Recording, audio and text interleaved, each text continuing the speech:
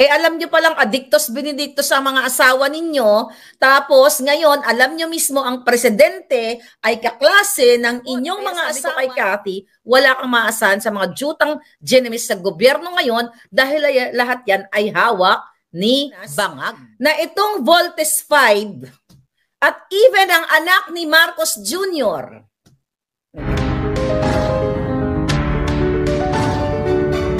Alam nyo palang adictos benedictos ang mga asawa ninyo, tapos ngayon, alam nyo mismo ang presidente ay kaklase ng inyong mga asawa, tikom ang bibig ninyo, mga ano kayo, na mga hitad, okay?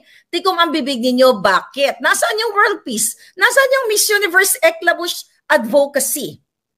Si Cathy Binag, inabuso. Sinabihan ni Anton Lagdameo na asawa ni Don. Okay?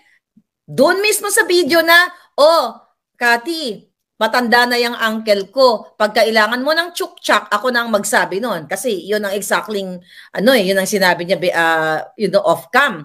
Pag kailangan mo ng tsuktsak, tawagin mo lang ako. Kasi malapit lang ako. Hindi ba yan verbal abuse? At ano ang pwedeng ikaso dyan? Na sabi mo, pag gusto mo ng kangkangan, tawagin mo lang ako. At coming from the assistant to the president, di ba? Si Lagdameo. Siya yung tinutukoy. At may pagkakataon sa CR na binalya siya. Dahil gusto siyang harasin. Nasaan, kaya nga sabi ni Cathy doon, nasaan nanawagan pa siya dito sa Gabriela. Anong expect mo kay Ontiveros? Si distressed mother nga sumulat sa kanya Dahil inabuso din to ng asawa at pakipagsabuatan si Lisa, hindi rin sinagot. Kaya sabi ko kay Cathy, wala kang maasahan sa mga jutang genemies sa gobyerno ngayon dahil lahat yan ay hawak ni Bangag. Diba?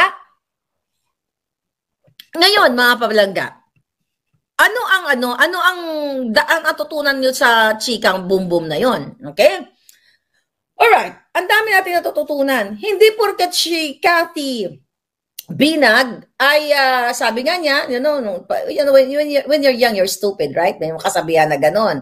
When you're young, you don't know what you're doing, di ba? Lalo na, kinukompute ko yung edad niya, I think nakilala niya 30s is not young anymore, but still young, di ba? Bakit? Sino ba dito mga hindi nadapa sa kanilang buhay? Credible siya talaga dahil 10 years silang magkasama. Ikinuwento niya na talagang, normal na sa kanila yung pagpupulburon. At even, ito pa mga kababayan, hindi yan lang ito na kwento. Sa mga bars, okay? Ano yung mga bars dyan? Rebel, isa sa mga bars, Rebel, yes please, basta may mga bars daw dyan. Okay? May mga bars dyan sa Pilipinas na itong Voltes 5 at even ang anak ni Marcos Jr. Okay? Hindi yan nabanggit yun. Okay? Even hindi lang si Cathy ang ko doon, ang source. Ni Marcos Jr. dyan sa mga bars na yan, ito, jutang ginemis kayo PNP, NBI. Yang mga bars dyan sa Makati, itong sila Voltes 5, even noon at ang kanilang mga anak at mga kaibigan ngayon, hanggang ngayon, up to now, ay parang buffet ang pulburon. Nilalatag sa club. Diyan, baka dyan ngayon, ano ba ngayon dyan? Sunday, baka bukas yung club. Nilalatag kung gusto nilang solusyonan to end this pulburonic, illegal na pulburon, yan, i-raid ang Malacanang, i-raid yung mga club na yan. Pero bakit i-raid nila yan? Sila nga ang protector. Si Lisa Canas, si Bangag, maliban sa user sila ang protector. Di ba sinabi ko sa iyo ng dating BFF kong designer na sinabi niya na ang supplier ni Lisa ng pulburon ay yung baklang lagi daw nasa likod ni Lisa starts with letter J. You know who you are. Yan ang sabi sa akin.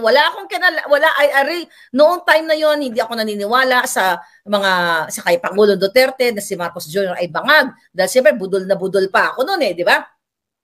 Yeah, si JJ. JJ.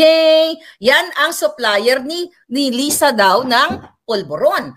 And also, mga kababayan, actually right after nang nag-interview kami ni Cathy, may tumawag sa akin. Alright? Malapit. Kamag-anak. Well, yung tumawag sa akin, malapit ito sa mga Romualdez. Okay, Marcos Romualdez.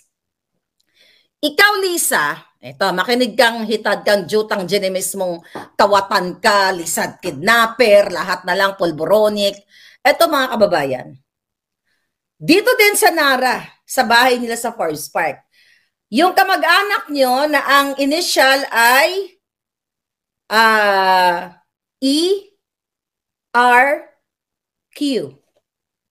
Okay? Siguro kilala nyo na yan. Sinong nakakakilala kay ERQ? Si ERQ na kamag-anak ninyo, Senator Amy Marcos, ikaw Bangag, ikaw Lisa, ikaw kasi ang nag-alok. Pumasok siya. Another revelation to. Ayok magpa-interview ito. Pumasok siya doon sa bahay ni Lisa Tanas at ni Bangag. At inalok din siya ng, ang sabi pa nga, hey E, sabi niya, you want some Coke? Ang sagot daw nito ni ESQ, sabi niya, yeah, sabi niya na ganun, diet please. Nagtawanan silang lahat. According to my source, last night na tumawag sa akin, nagtawanan daw sila. Kasi sabi niya, diet Coke ang sabi niya. Yung pala, yung pulburon ang minimin. So itong taong ito, I hope magsalita. And I'm looking forward na magsalta na, magkaroon ng lakas ng loob ang ating, yung mga nakapaligid sa kanila. So parang buffet. Sinabi ni Cathy yun. Ay, hindi ko lang kung nabanggit yun. Basta off-cam, parang buffet o regular na. Parang buffet ang pulburon sa kanila. Did I say ER? No, ERQ. ERQ. Yeah, ERQ. Okay. Yun yung pangalan niya. Yeah, babae din. So, inalok ni Lisa, pangalawa ito, pero hindi, I don't know kung magsasalita ito. ERQ ang kanyang, baka may nakakakilala. Sige, sabihin ko kung natumbok ninyo. Inalok niya ng Coca-Cola. So, akala, totoong Coke talaga. Diba? Kaya sabi niya, Diet Coke ang gusto niya. So, nagtawanan. Yung pala, gusto ni Lisa siya bigyan ng pulboron. And another issue, alam mo, may nag-message sa akin, mga kababayan. Alright? May pa yung message sa akin. Ngayon, kanina ko lang nakita. Okay. Ang pangalan niya ay dadadan. Okay. Siyempre, di ko babanggitin yung pangalan. Baka gurgurin. Diba? Baka gurgurin, mga kapalangga. Okay. Siya ay si Palangga. Alright. Ito sabi niya sa akin. Okay. May pa ang message niya. Okay. Sabi niya, hi Maharlika. Sabi niya, okay, Lisa Marcos used to give 1 gram pulburon vial bottles to her friends for their birthdays. Alright? Can you imagine, sabi niya, the audacity of this woman? Now she is the First Lady. Pulburon, sabi niya. Pulburon was her gift to her barkada. Dated May 14. Okay, May 14 to ay okay. May 14 ito ngayong taon. Sabi niya, Maricel is lying. Ito yung kasagsagan ng ni Morales hearing sa PIDEA Leaks. Sabi niya dito, Maricel is lying. Kanina ko lang kagabi pala ako doon nakita. Maricel is lying. Her flat was the place to go to get high. Okay? Sabi niya, Maricel was the girlfriend of Martin Araneta. Well, sinabi ko, then she became, sabi niya dito, sabi ng message, according to my source, then she became gay and now is in a relationship with, who's this? Viana. I don't know, it's Viana. Okay? Viana daw. That whole family has been in the pulburon scene since the 80s, sabi niya. Alright? Since the 80s. Sabi niya pa, ito bagong scope to. Ngayon ko lang ito nabasa, May pa sinabi sa akin, Lisa had a surgery to restore her nasal wall that had been eaten by pulburon. Nasal. Ito pa, sa leg ako. Okay. Sabi niya, Lisa had a surgery to restore her nasal wall that had been eaten by Coca-Cola, by pulburon.